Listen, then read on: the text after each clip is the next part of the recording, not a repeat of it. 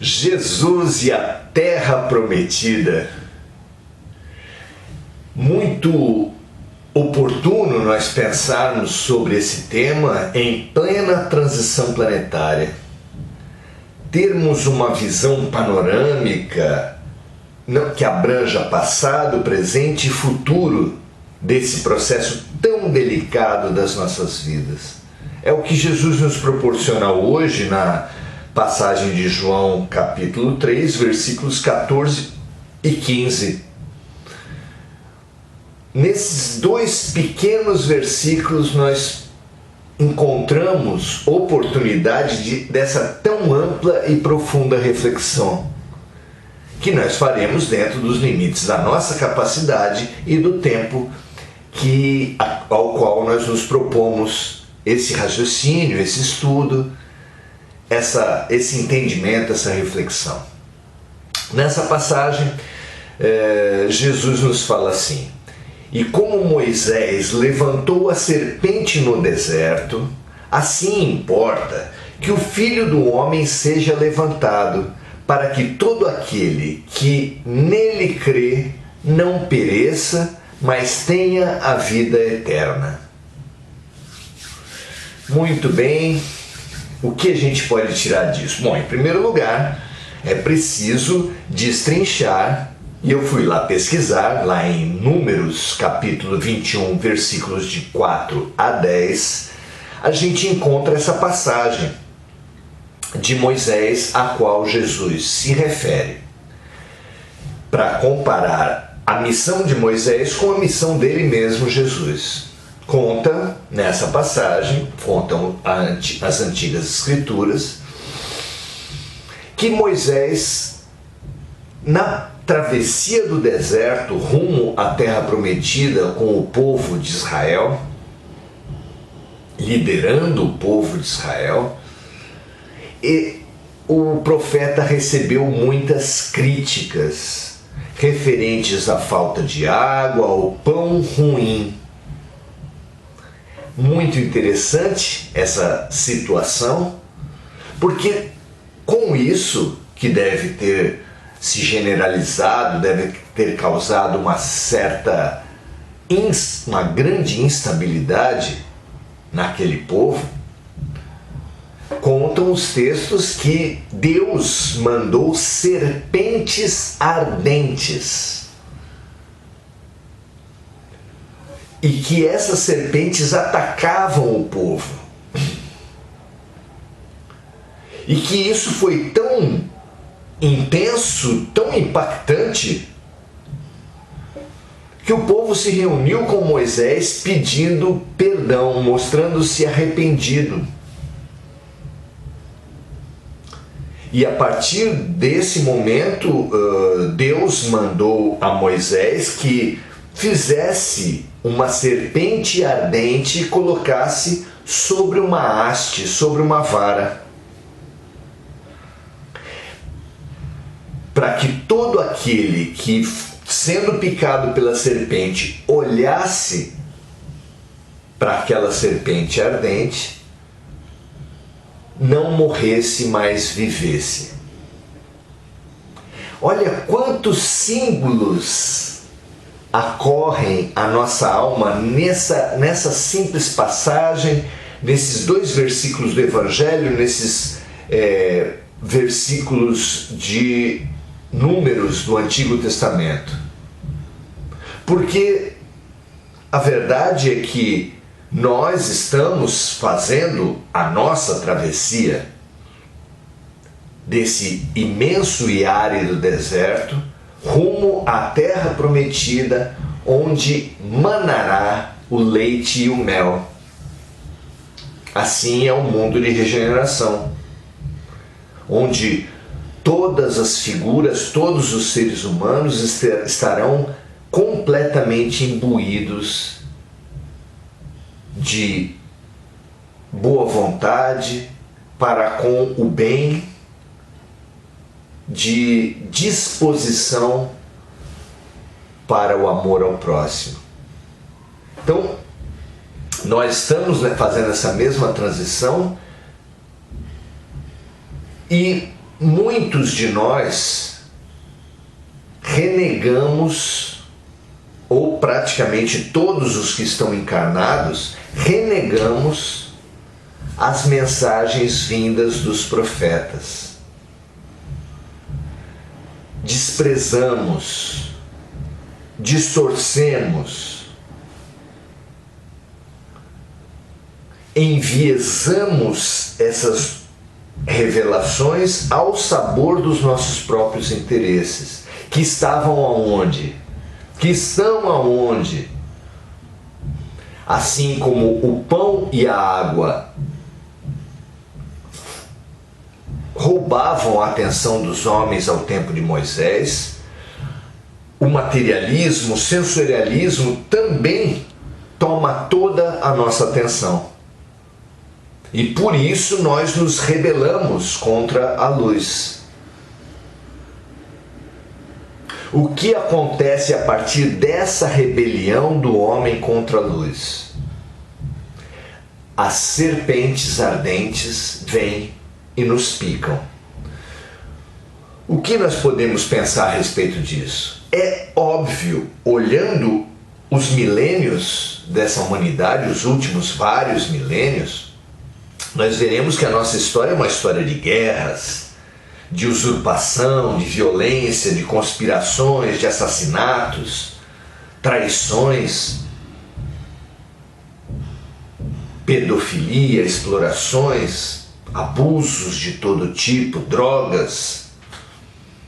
Ou seja, há serpentes, há sim um predomínio de uma estrutura de poder ligada às sombras.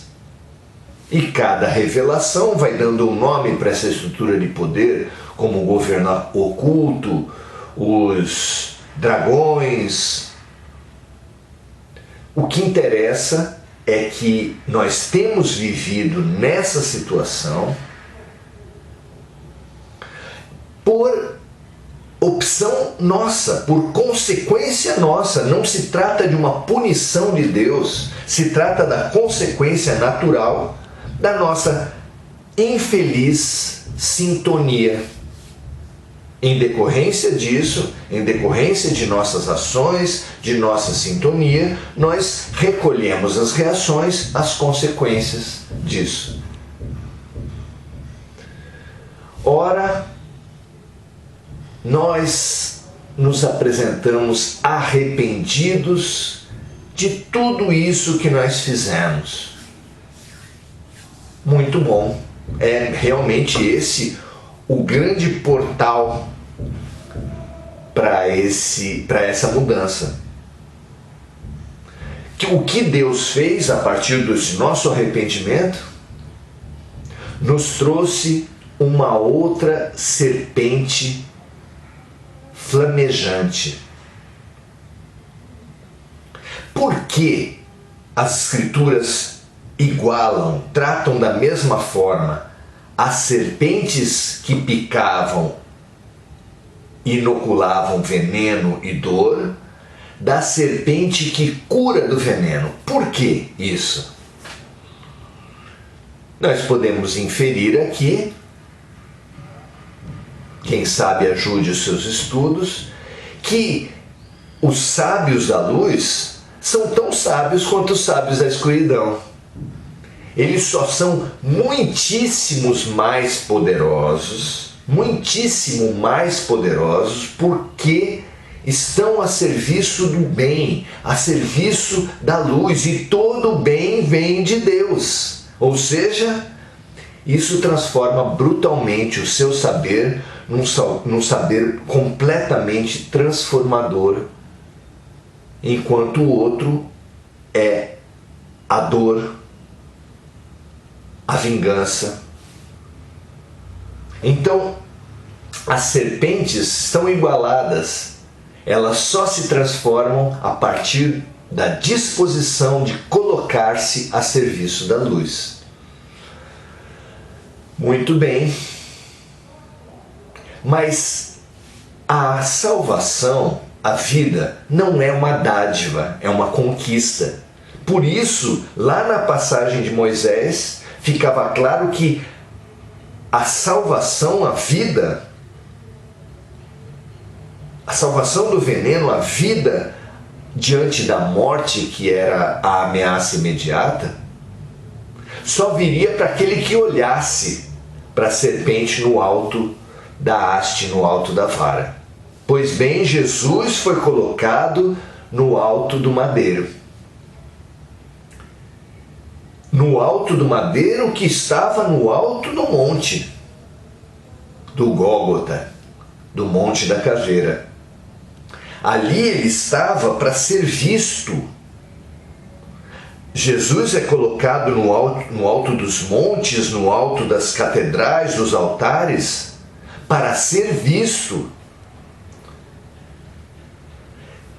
Mas ele não tem sido visto. Apesar de tão bem colocado, ele não tem sido visto, dadas as inúmeras distrações que existem nas catedrais, nos montes. Muita gente passa olhando o ouro das catedrais, olhando o luxo, olhando a qualidade das artes, muitas distrações. Às vezes, numa igreja, por exemplo, dedicada a Santo Antônio, a imagem menor que tem nos altares é de Jesus. É muito interessante isso. Muito bem, nós somos chamados a olhar para Jesus. Não olhar para as igrejas, não olhar para os dogmas, não olhar para os sacerdotes, nem para as obrigações. Olhar para Jesus. E assim nos salvar do veneno das serpentes. O que é que salva aquele que foi picado pelo veneno das serpentes? É o próprio veneno das serpentes. O soro antiofídico que salva é feito do mesmo veneno que mata. Mas quem de nós estará aberto para transformar em si a má vontade que nos fez duvidar, que nos fez abandonar as coisas do alto em nome das coisas da terra, que nos fez sofrer por tantos e tantos séculos, tantos e tantos milênios, para finalmente apresentar a boa vontade que foi destinada, que foi prometida para todos aqueles, a terra que será destinada a todos aqueles que tiverem boa vontade. Paz na terra aos homens e mulheres, aos seres de boa vontade. Essa transformação interior de olhar a vida com má vontade, com inveja, com resistência, com briga, com competição, precisa ser transformada na boa vontade, que olha em todos os seres, por mais feios que eles pareçam, no fundo deles há Deus, no fundo deles há o amor. Todos eles. Que nós estejamos disponíveis para essa nova visão do mundo que vai fazer de nós todos ter uma nova visão de nós mesmos e uma nova vida nessa vida. Que assim seja, um grande abraço e até a próxima.